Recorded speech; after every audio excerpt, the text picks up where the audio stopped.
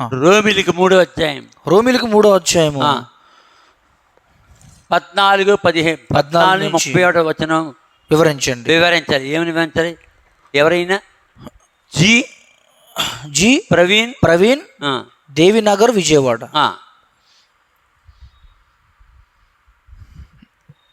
రోమిలకు 3వ అధ్యాయం 14 నుంచి, రోమా 3, 14 నుంచి 31 వరకు చదువు. రోమ 3వ అధ్యాయం 14 వచనం. వారి నోటి నుండా శపించుడియు పగయు ఉన్నవి. అదిగో ఎవరు వీళ్ళు?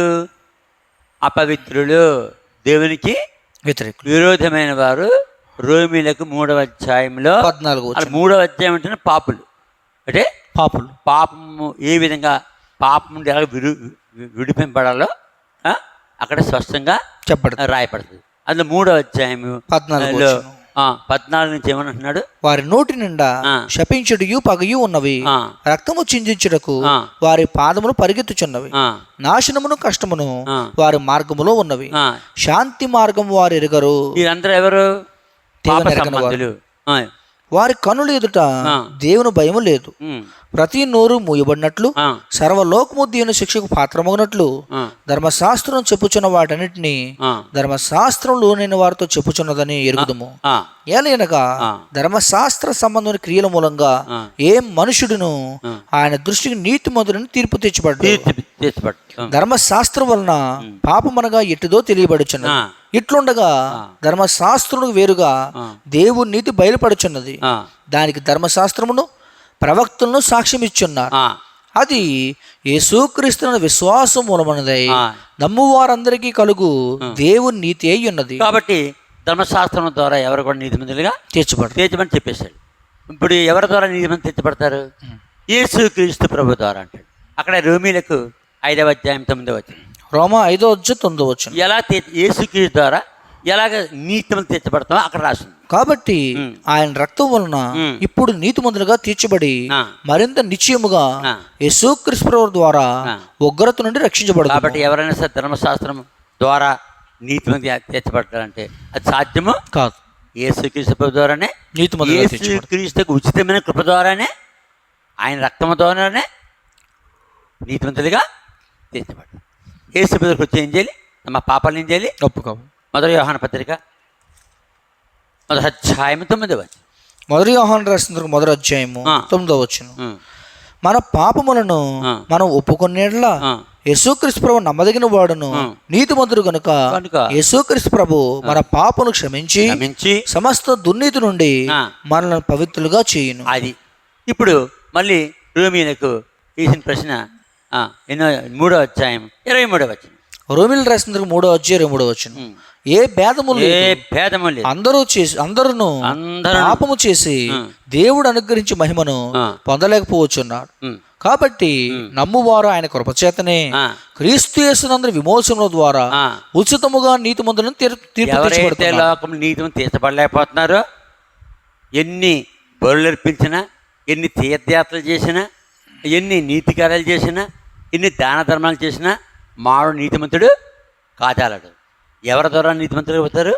యేసుక్రీస్తు ప్రభు యొక్క రక్తము ద్వారానే ఉచితముగా నీతిమంతులను తీర్చబడుచున్నారు.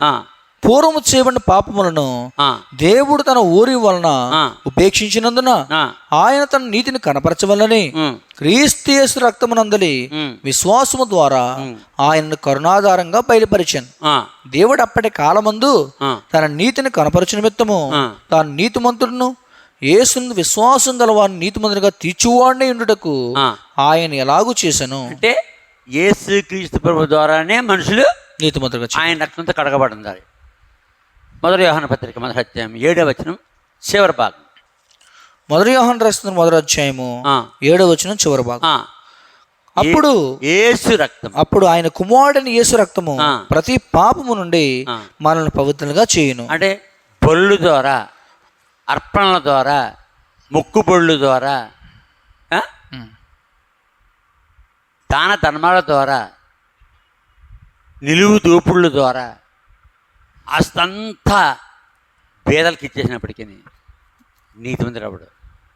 యేసుక్రీస్తు ప్రభు ద్వారానే ఆయన రక్తంతో కడగబడితే నీతిమంతుడు అని చెప్తున్నాడు. ఇంకా కిందకి వెళ్ళాలి. 27వ వచనం. రోమిల్ రాసిన 3వ అధ్యాయము 25వ వచనం.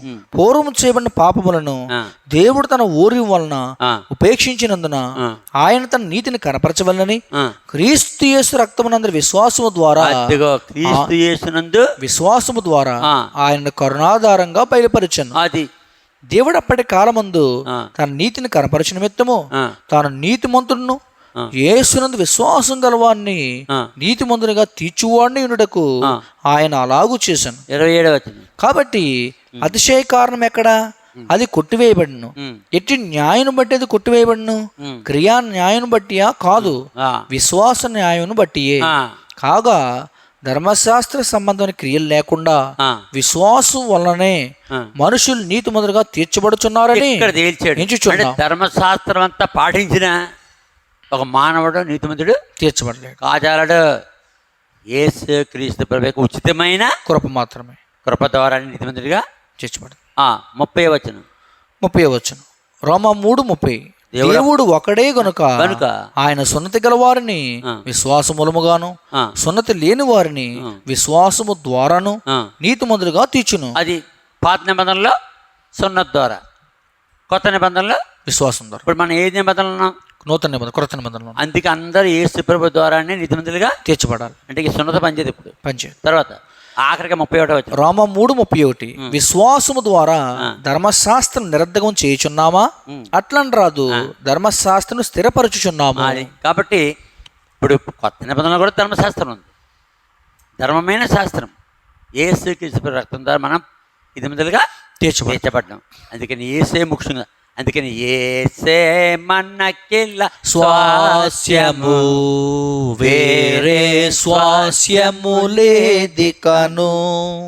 యేసే మనకిల్ల స్వాస్యము, వేరే స్వాస్యము లేదికను. అక్షయమును నిర్మలమైన వాడబారని స్వాస్యము మనకు. అక్షయమును నిర్మలమైన వాడబారని స్వాస్యము మనకు. కరుణతో నొసగెను దేవుడు, కృతజ్ఞతలు చెల్లింతము. కరుణతో నొసగెను దేవుడు, కృతజ్ఞతలు చెల్లింతుము. యేసే మనకిల్ల స్వాస్యము, వేరే స్వాస్యము లేదు. రామపత్రిక రాసింది ఎవరు? రామపత్రిక 16 అధ్యాయాలు రాసింది ఎవరు? పౌలు. పౌలు ఇంతకుముందు యేసుని నమ్మకం ముందు ఎవరు అతను? ధర్మశాస్త్రం.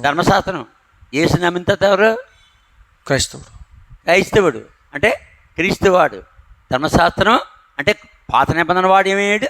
కొత్త నిబంధనకి అంటే పౌలు యొక్క సాక్ష్యం ఏంటి? రామపత్రికలో ధర్మశాస్త్రం వలన కానీ, సున్నత వలన కానీ, దాన ధర్మాల కానీ, మొక్కుబొళ్ళు వలన కానీ, దీని ద్వారా కానీ మానవుడు నీతిమంతుడిగా చేయబడ్డాడు. యేసు రక్తము ద్వారానే, ఉచితమైన కృప ద్వారా. అందుకని ఎవరు తెలుసుకోలేదంతా ప్రవీణ్ విజయవాడ. ప్రవీణ్ ఇంకా దేవీనగర్ విజయవాడ. దేవీనగర్ విజయవాడ. ఈయన తెలుసుకోవాలి. ఈ ప్రశ్న ఎవరికి ఉందో అందరూ తెలుసుకోవాలి. ప్రియమైన వర్లారా, ఇక్కడితో ముగిస్తున్నాం. నా అడ్రస్ మరి బిక్కవోలు, ఈస్ట్ గోదావరి జిల్లా, ఆంధ్రప్రదేశ్. నా సెల్ నంబర్ 9989951839 9989951839. కాబట్టి మీకు ఏమైనా ప్రశ్న సమాధానం కావాలిస్తే నా యొక్క సెల్ నెంబర్కి, కాబట్టి యూట్యూబ్లో మీరు మరి తెలియజేస్తే జవాబులు చెప్తాం. మరి బైబిల్ ప్రకారంగా, బైబిల్కి వ్యతిరేకంగా, బైబిల్ని దాటి ఒక్క మాట నేను చెప్పను. బైబిల్లో ఉంటే చెప్తాం, లేకపోతే చెప్పకూడదు. కాబట్టి నాకు తెలుసు, నేను చెప్పగలను. ఇంకా దేవుని వాక్యంలో అయ్యుండొచ్చు, కావచ్చు అనుకుంటున్నాను, నా ఇష్టం అంటే కుదరదు. బైబిల్లో ఉంటే చెప్పు, లేకపోతే చెప్పద్దు. చెప్పితే దేవునికి వ్యతిరేకంగా నువ్వు పాపం చేసిన వాడు అవుతావు. కాబట్టి ఎవరైతే ప్రశ్నలు వేస్తున్నారో, ఎవరైతే ప్రశ్నలు జవాబులు వింటున్నారో వారందరూ కూడా మరి బెల్ ఐకాన్ నొక్కాలి, సబ్స్క్రైబ్ చేయాలి. చాలామంది సబ్స్క్రైబ్ చేయడం లేదు, బెల్ ఐకాన్ నొక్కడం లేదు. ఇంకా ఇతరులకి షేర్ చేయాలి. ఏం చేయాలి? షేర్ చేయాలి. ఇంకా లైక్ చేయండి.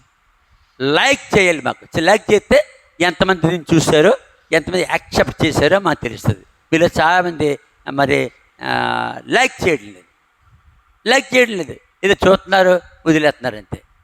మీరు ఎంతమంది చూస్తున్నారో మాకు తెలియడానికి మీరు తప్పక లైక్ చేయాలి. ఇతరులకి ఏం చేయాలి? మీకు ఎంతమంది తెలుసు అందరికీ ఈ సత్యవాక్యము, నిజమైన వాక్యము. నేను వెనకాల మ్యాప్ ఎందుకుంది? ఇవన్నీ నిజమని చెప్పడానికి. ఆ మ్యాప్లో అందరికీ మేము పంపిస్తున్నాం. ఎంతమంది అడిగితే అంతమంది పంపిస్తున్నాం. చేయండి సువార్త.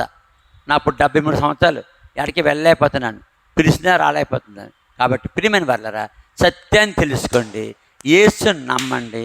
ఆయన రాకడ సమీపిస్తుంది. ఇశ్రాయేలీలు ఒక రోజుని తప్పగా ఓమర్ అనే మసీదుని తీసేసి ఏం కడతారు? మందిరం. దేవునికి మందిరం కడతారు. దేవునికి మందిరం కట్టే వరకు యేసు రానికి వీలు లేదు. మత్తయి సువార్త 24వ అధ్యాయం 15వ వచనం ప్రకారము. మత్తయి సువార్త 24వ అధ్యాయం మొదటి నుండి 30 వచనాలు బాగా చదవండి. అది రాకడా. దానికి మించి ఏ మాట ఎవరి మాట నమ్మొద్దు. యేసు ప్రభు మీకు సహాయం చేయను గాక, మిమ్మల్ని దీవించను గాక. ఎక్కడితో ఈ ప్రశ్న సమాధానం చెప్పడం పూర్తయింది. ప్రభుని మీకు సహాయం చేయను గాక, మీకు అర్థమైనట్లుగా పరిశుద్ధాత్ముడు మీతో ఉండును గాక. ఆమేన్.